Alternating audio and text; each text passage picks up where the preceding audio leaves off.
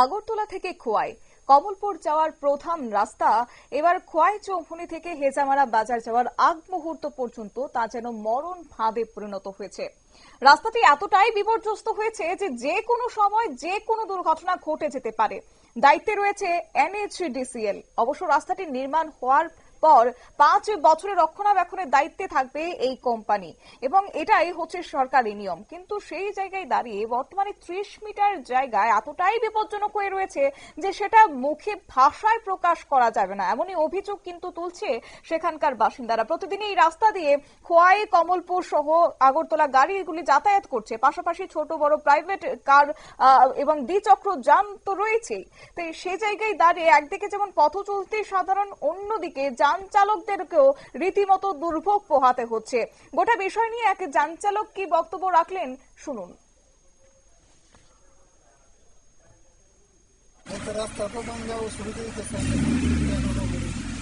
এটা কি রাস্তা কতদিন ধরে খারাপ? আপনারা কি চান? রাস্তাটা ভালো, নতুন রাস্তা। প্রতিদিন কতটা গাড়ি আসা যাওয়া করে? এই জায়গাটার নাম কি? হেজামারা বাজার। আপনারা চান এই রাস্তাটা ঠিক হোক, আর এই রাস্তার কারণে আপনাদের গাড়ির যানবাহনের ক্ষতি হয়েছে নি? পাশাপাশি ওইখানে ডাস্টবিনের সম্বন্ধে কিছু বলবেন? বন্ধ করছে বাজার কমিটি, তারা ভালো গেছে এখানে, এটারও প্রতিকার হওয়া দরকার। আপনার নাম? হ্যাঁ, অর্থাৎ এ যেন দুর্বিষহ অবস্থা। বর্তমানে নতুন আরো একটি সমস্যা হচ্ছে যে বাজারে যত আবর্জনা রয়েছে সবগুলি এনে ফেলা হচ্ছে এই জায়গায়, যার ফলে দুর্গন্ধ ছড়িয়ে পড়ছে গোটা এলাকাতে।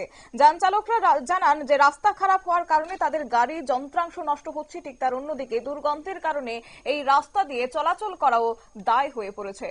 নিয়ে নিচ্ছি ছোট্ট একটি বিজ্ঞাপন বিরতির সঙ্গে থাকুন।